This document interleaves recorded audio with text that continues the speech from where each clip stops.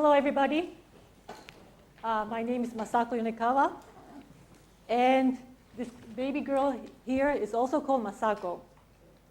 She is from the Democratic Republic of Congo in Central Africa, and her mother used to be a refugee outside of Congo, and that's where I met her when I was a humanitarian aid worker with the United Nations. And she was also my teacher of Lingala language, which is the mother language of the Congo. So we became very good friends, and when she gave birth to a child, she gave my name Masako. So I was very, very pleased about it. So she was one of those tens of thousands of refugees and internally displaced persons, the victims of war, the victims of the natural disasters whom I met. And they were very, very special to me. Very courageous people, very powerful people. And I learned a lot of things from these people, such as the importance of peace, importance of family, and how humanitarian aid should be. So today, I'd like to share my story and my observation with you from Indonesia, Congo, and Japan. But before I do, let me ask one question. Who has a positive image on humanitarian aid? Can you please raise your hand? A couple of them, okay. And who doesn't have such image? Okay, half and half probably. Thank you. When I joined United Nations, before I joined United Nations, I also had a very positive image. I thought it's going to serve the people, it's going to help the people. But unfortunately, it was not always the case. So today, I'd like to see with you how we can make a difference. So my first story is from Aceh, Indonesia. There was a heavy tsunami in the Indian Ocean, and I was sent there to help the people. And there were so many aid materials which arrived, such as tents, blankets, food, water, etc., you name it. And especially there are a lot of secondhand clothes. So at the beginning, people were excited to choose. But by the time went on, it was just left at the beach. And finally, it was just burned. It just became a waste. Because there are just too many, people got fed up. However, on the other hand, there was one item missing among all these aid materials. Can you guess what it is? Well, I should have known this before as a woman, because the needs of this item is much, much higher than men. However, I didn't realize it until I had a meeting with the women's group who told me that they want underwear. Something very, very simple, something which we use every day, but still it didn't click to me.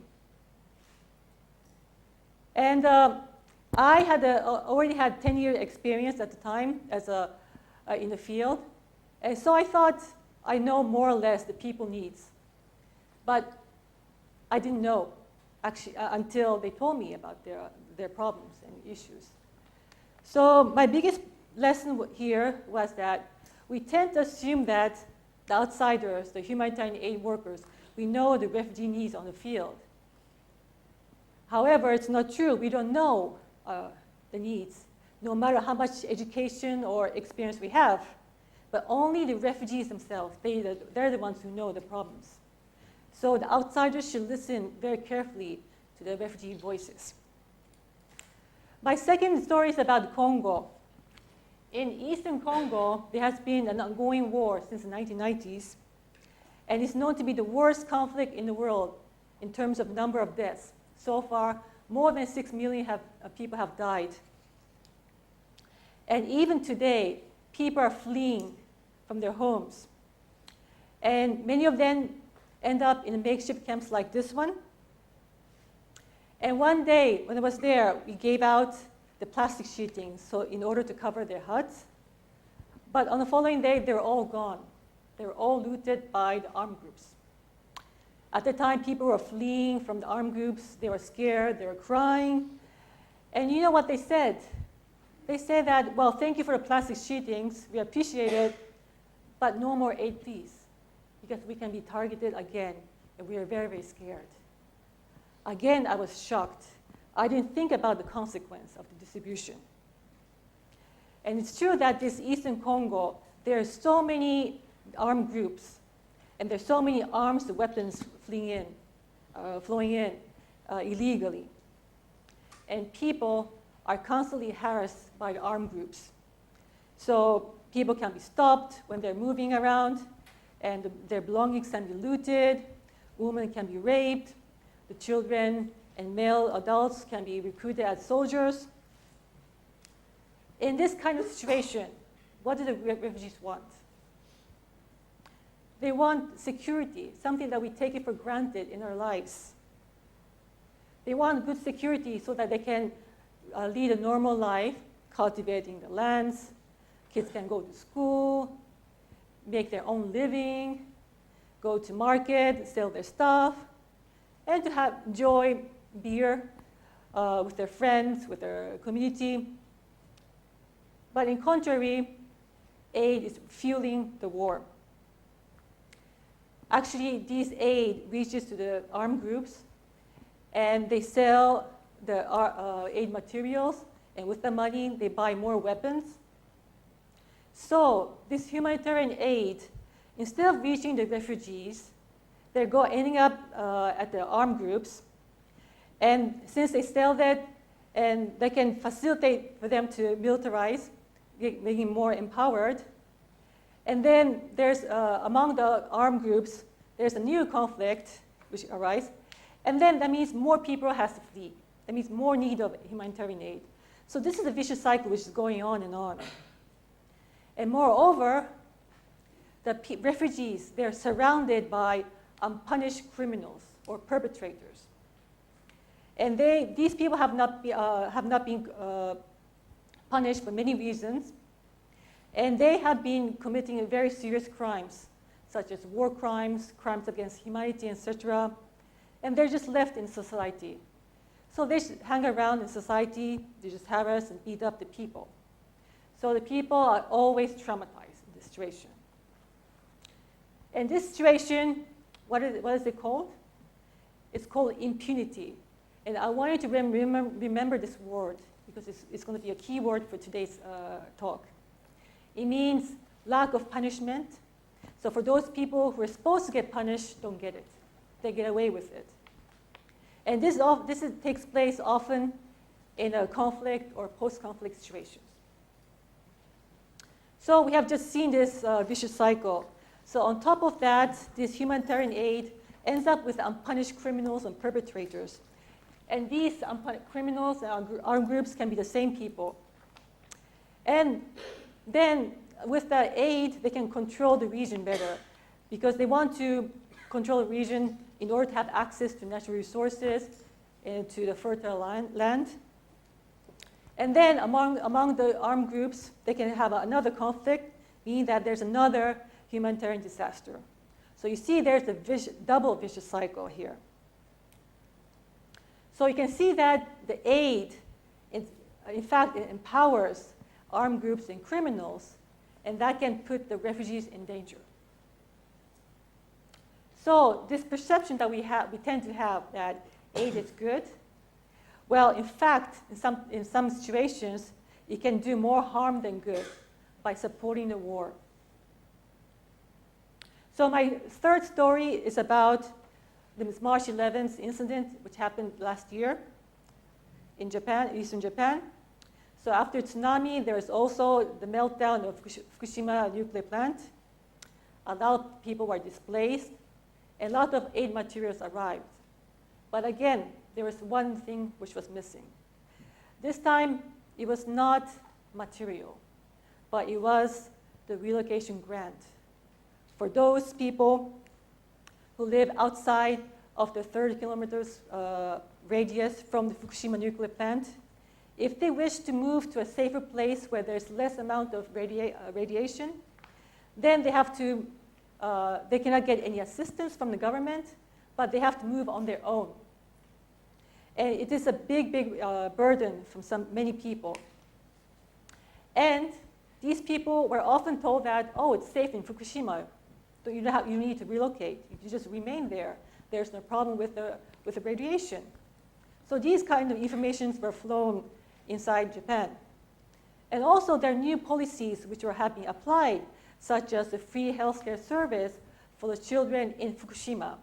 So for those children who moved out of Fukushima, they cannot receive this healthcare service, even if they have the same problem. And that can encourage the people to remain in Fukushima, which is not a safe place for the kids. So we have seen so far that aid is more material, but on top of the material, it can also mean information and policy. And these information policy can be more meaningful, more powerful than material, as long as it's harmless, as long as it's people and environmental friendly, which is not the case, unfortunately, in Fukushima at the moment. On top of that, we have seen security problem in Congo. But this is not only a conflict situation, also in Fukushima, which is to do with the radiation problem. So aid is not just material, but it can be a combined elements of all these four, or more, probably more. Again, we have seen this impunity issue with this Fukushima nuclear plant. So far, nobody has been held accountable. Nobody has been arrested. And if this impunity continues, what will happen in the future? We can expect another catastrophe in Japan, meaning more displacement, more unnecessary deaths, and more unnecessary humanitarian aid. Do we really want to continue this situation?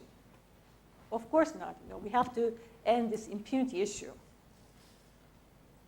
So far we have seen that there are a lot of problems with aid. And this is to do with the suppliers-oriented. It's a one-way action without even taking into consideration of the refugee needs, refugee concerns. And unfortunately, many times, it's to do with the self-satisfaction of the suppliers. So it's not the goodwill alone which will help. It's not the goodwill alone which is sufficient, but you need more than that. So this kind of, we call it traditional aid. We need to transform it into a more innovative, more creative aid. So what can we do? I'd like to suggest here two things. First, let the refugees decide.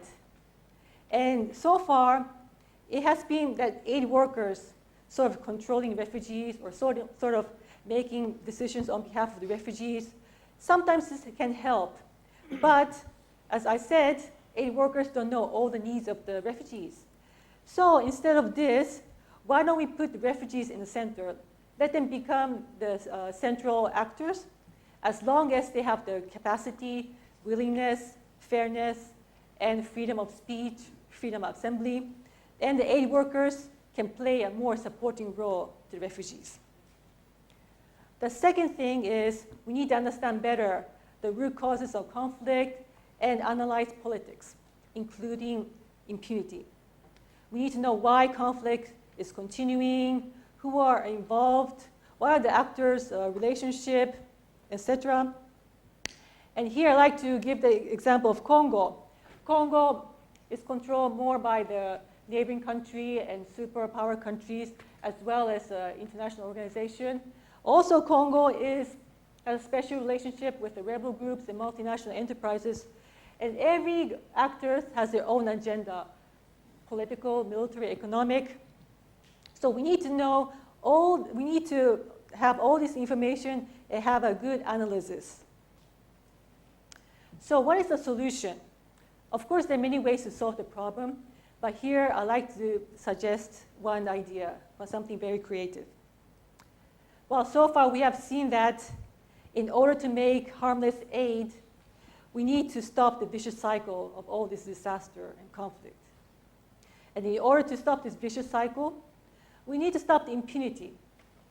And when we talk about impunity, we often think about arresting the criminals, sending them to court for trial, which is very important. But this is more the outsiders' involvement. And I would like the criminals to be more active in terms of reflection. I want them to reflect what they have done, what kind of mistakes they have made, what kind of crimes they have committed, and what they want to do in the future. These are the reflections that they need. And they also need to have an open and serious dialogue with some actors, including the victims as well. And this is the thing which is sometimes lacking.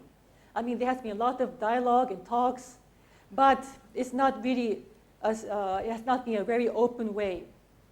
And one of the reasons is because the venue of these peace talks or dialogues has been taking place in nice hotels or international conference halls, which are very nice, comfortable, but it doesn't create a relaxing atmosphere.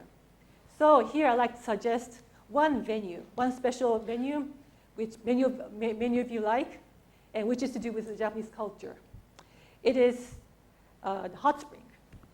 No, we can call it here as a peace bath, you know. And I want all the, criminals and other actors to be involved in this peace bath. And I chose the hot spring because I believe in innate communication. You know, you have to take off all your clothes, your military uniforms, your suits, and also for the armed groups, you have to put aside the arms. And then you forget about all your titles, the positions, and we just go in as a single human being. And we can disclose yourselves, we can discuss the hot, open issues. And this is what is lacking. And this is what we need for mutual understanding of the conflict, on people's greeds and people's grievance. And this might be a very small step, but I hope it's going to be worthwhile in order to stop impunity and in order to make aid more harmless. So thank you very much for your attention.